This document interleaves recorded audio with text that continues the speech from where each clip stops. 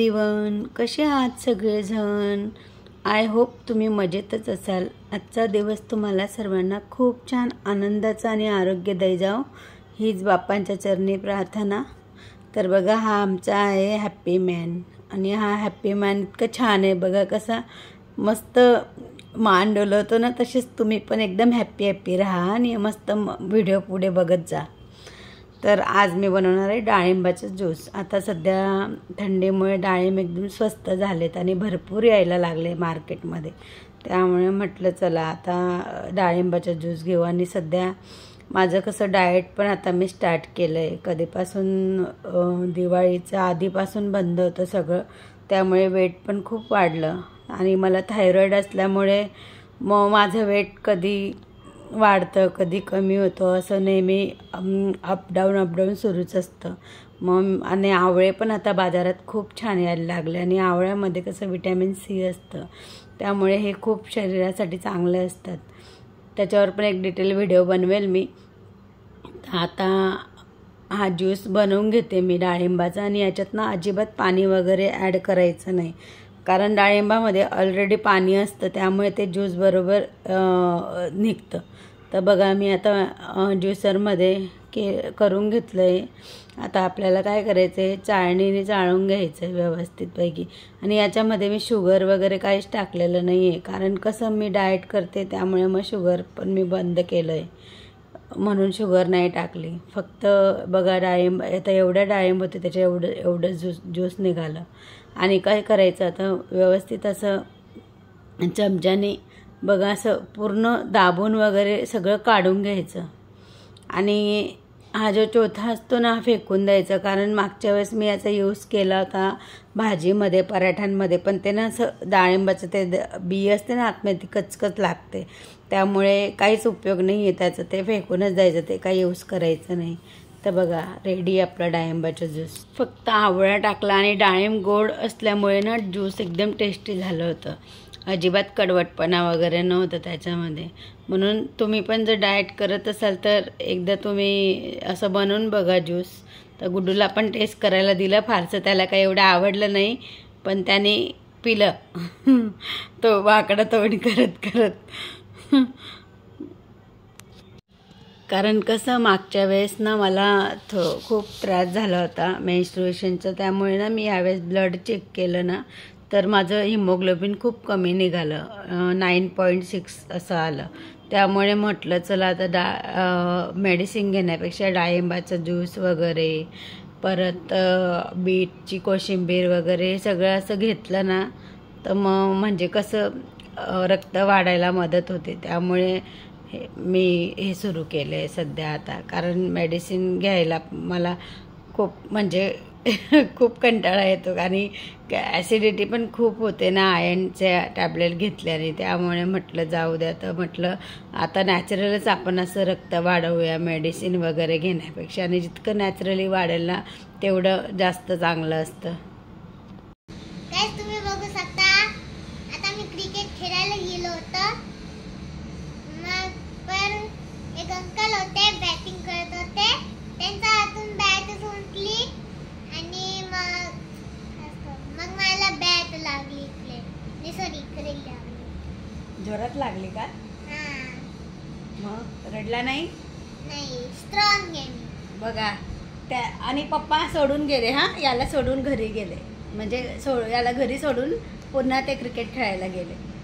म्हणजे बघा, तुम्ही विचार करा, तुम्ही केवढी आवड असेल क्रिकेटची, इतकी आवड की विचारू नका। क्रिकेट असलं ना, ते त्रिवेणी राजस्थानवाल्याला बॅटिंग करायला, बॉलिंग करायला नाही भेटत होता, फील्डिंग करायला भेटत होता, म्हणून ते पप्पा आले घरी। मग माहिती नाही आता कुठे गेले। क्रिकेट लवर आहेत ना ते, सगळ्यांना माहिती आहे ना। आता गुड्डू पण होत चाललं त्यांच्या मागे मागे, बाप जैसा बेटा होत चाललाय आता। एक तर झालाच आहे, आता दुसरा पण होतोय, बरोबर ना? आता गुड्डूला पण क्रिकेटचा क्लास लावायचा आम्हाला ना, गुड्डू तिसरा पण। मग तेच ना, एक दादा आणि एक तू, तुला पण लावायचं ना क्रिकेटचा क्लास? स्कूल मध्ये लागतोय आता गाईस। हो का? हा, मग काय करायचं? भरायचे पैसे? भरायचंय आता. त्याचा दादाला आहे assignment. बरं बरं, एक्साइटमेंट आहे का दादाला? बरं, मग तू जाणार आहे? प्रॅक्टिस करून. चला मग बाय. बाय बाय आणि सर्वांना श्री स्वामी समर्थ. हे बघा, बघू शकता गुड्डूला ना उद्यापासून क्रिकेट क्लास लावायचा आहे बघा. म्हणून ना आता गुड्डूची ही सगळी तयारी झाली. हा, कसं वाटतं हे सगळं घालून? मस्त वाटतं. बघू, गुड्डूच आहे ना? बघा बघा गाईस, गुड्डूच आहे ना? हो हो, गुड्डूच आहे. ओळखला ना? बोल ना. गाईस तुम्ही जरा माझं सगळं क्रिकेट सगळं दादाचं सगळं माझं. लहानपणीचं आता माझं आहे.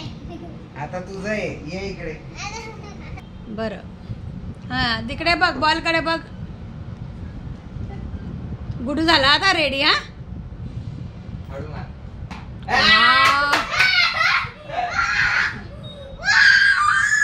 एक्साइटमेंट बघा ना, एक्साइटमेंट. गाव. अरे काही नाही, आउट झाला. तुम्ही टप्पावर नको टाकू का? काय अरे मग ड्राईव्ह करायला सांग, बॉल दे. ड्राईव्ह करायला बॉल दे ना. ड्राईव्ह करणं शिकवतात पहिले लहानपणापासून. हा. ओय, बॅटची जवळ बॉल दे तुम्हाला. बघ आता तिकडे बॉल कडे. बॅट व्यवस्थित. बॅट व्यवस्थित आहे. अशी कशी पकडतो रे? हा, हा ना. एवढा हा, अशी.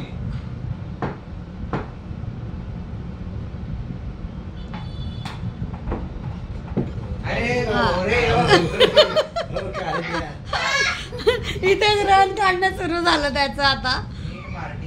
हे बघ, बॅट बघ, बॅट वाग पुढे. या पायावरती वजन द्यायचं रे. पुढच्या पायावर. या पायावरती वजन द्यायचं. या पायावरती असं वाकायचं, असं यायचं, अशी बॅट आली. तो छोटा पोरगा होता, आठवतं का तो अंगद? याच्या वेळेस होता किती भारी. चाय लवर.